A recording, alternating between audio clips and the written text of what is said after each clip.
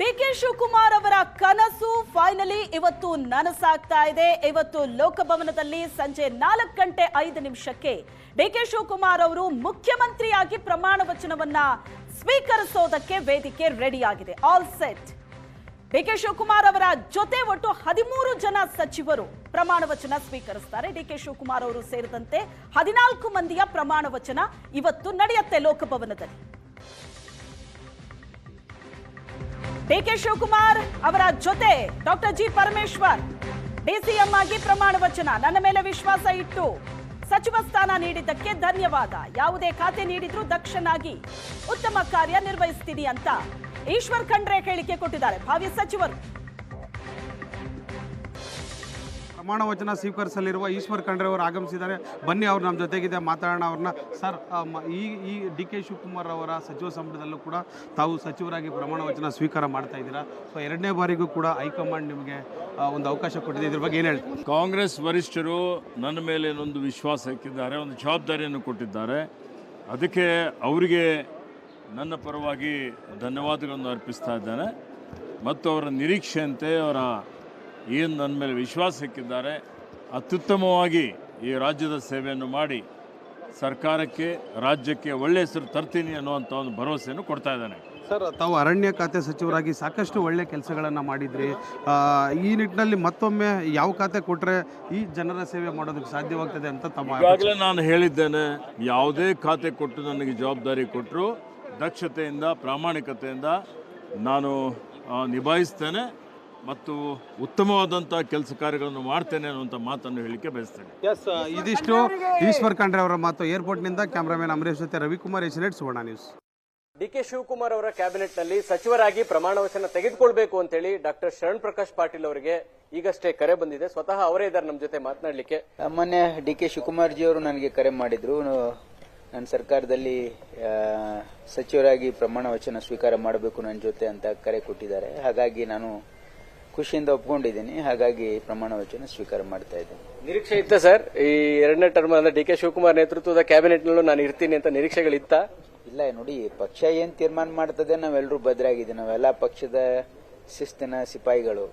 ಪಕ್ಷ ಏನೋ ಜವಾಬ್ದಾರಿ ಕೊಟ್ಟರು ಕೂಡ ಅದು ನಾವು ನಿಸ್ವಾರ್ಥ ಭಾವದಿಂದ ಮಾಡ್ತಕ್ಕಂಥದ್ದು ನಮ್ಮ ಒಂದು ಸ್ವಭಾವ ಇದೆ. ಹಾಗಾಗಿ ಪಕ್ಷ ತೀರ್ಮಾನ ಮಾಡಿದೆ. ಪಕ್ಷ ಯಾವತ್ತೂ ಕೂಡ ಪಕ್ಷದ ನಾಯಕರಾಗಿರ್ತಕ್ಕಂಥ ಮಲ್ಲಿಕಾರ್ಜುನ್ ಖರ್ಗೆ ಸಾಹೇಬರು, ರಾಹುಲ್ ಗಾಂಧೀಜಿಯವರು ಮತ್ತು ಡಿ ಕೆ ಶಿವಕುಮಾರ್ ಅವರು, ಸಿದ್ದರಾಮಯ್ಯನವರು, ಸುರ್ಜೇವಾಲಾಜಿ ಅವರು, ವೇಣುಗೋಪಾಲ್ ಅವರು ನನಗೆ ಅವಕಾಶ ಕೊಟ್ಟಿದ್ದಾರೆ ಈ ಸರ್ಕಾರದಲ್ಲಿ ಕೆಲಸ ಮಾಡೋದಕ್ಕೆ. ಹಿಂದಿನ ಸರ್ಕಾರದಲ್ಲೂ ಕೂಡ ನನಗೆ 8 ವರ್ಷ ಸಚಿವನಾಗಿ ಕೆಲಸ ಮಾಡ್ತಕ್ಕಂಥ ಅವಕಾಶ ಕೊಟ್ಟಿದ್ದಾರೆ.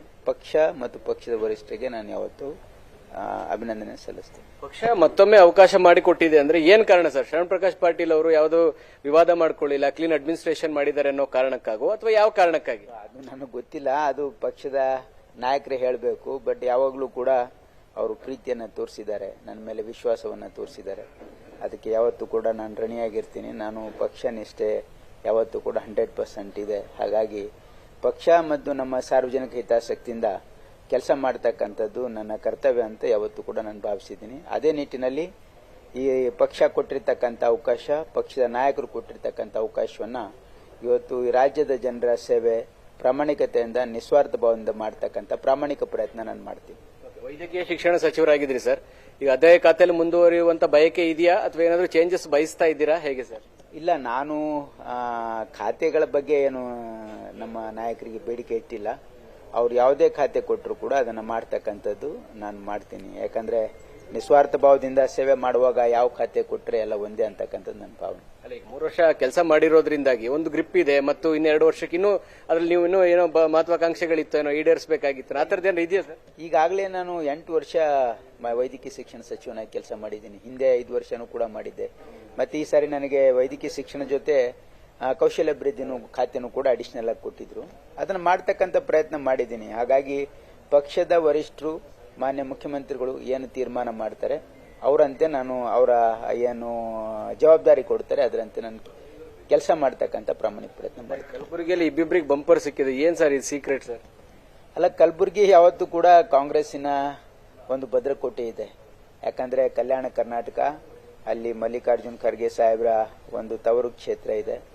ಮತ್ತು ಈ ಬಾರಿ ಪಾರ್ಲಿಮೆಂಟಲ್ಲೂ ಕೂಡ ಕಲ್ಯಾಣ ಕರ್ನಾಟಕದ 5 ಕ್ಷೇತ್ರಗಳಲ್ಲಿ ಕಾಂಗ್ರೆಸ್ಸನ್ನು ಗೆಲ್ಲಿಸಿದೆ. ನಮ್ಮ ಭಾಗದ ಜನ ಕಾಂಗ್ರೆಸ್ ಮೇಲೆ ವಿಶ್ವಾಸ ಇದೆ, ನಮ್ಮ ನಾಯಕರ ಮೇಲೆ ವಿಶ್ವಾಸ ಇದೆ. ಮಲ್ಲಿಕಾರ್ಜುನ್ ಖರ್ಗೆ ಸಾಹೇಬರು ಮಾಡಿರ್ತಕ್ಕಂಥ ಆರ್ಟಿಕಲ್ 371 ಆ ಭಾಗದ ಜನರ ಮನಸ್ಸನ್ನು ಗೆದ್ದಿದೆ. ಹಾಗಾಗಿ ಕಾಂಗ್ರೆಸ್ ಪಕ್ಷನೂ ಕೂಡ ಯಾವಾಗ ಕಾಂಗ್ರೆಸ್ ಸರ್ಕಾರ ಬಂದಿದೆ ಕಲ್ಯಾಣ ಕರ್ನಾಟಕ ಭಾಗಕ್ಕೆ ಬಹಳ ಒಂದು ಹೆಚ್ಚಿನ ಆದ್ಯತೆಯನ್ನು ಕೊಟ್ಟಿದ್ದಾರೆ.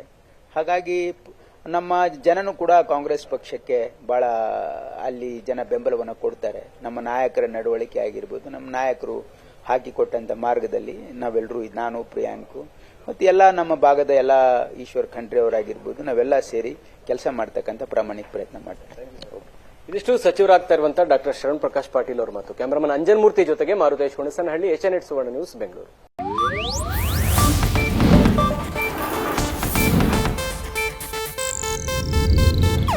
ಇದು ಏಷ್ಯಾನೆಟ್ ನ್ಯೂಸ್ ನೆಟ್ವರ್ಕ್ ಪ್ರಸ್ತುತಿ.